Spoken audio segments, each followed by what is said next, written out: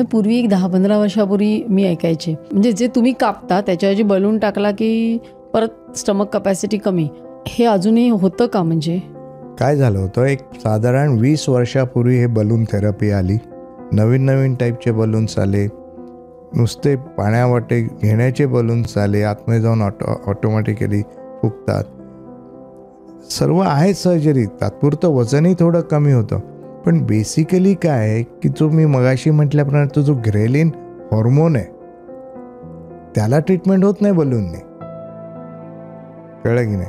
त्यामुळे भूक प्रचंड आहे पण पोटात बलून असल्यामुळे खाऊ नाही शकत. मग हे फाईट सुरू होतं. चिडचिड होईल मग. हो, नॅचरल आहे ना, की मला भूक लागली आहे, मला जेवण द्या, पण मी नाही खाऊ शकत. मग मला उलट्या होतात, मग मला इथे काहीतरी फुगीरसारखं वाटतं. हे बलूनचे थोडेसे साईड इफेक्ट्स आहेत.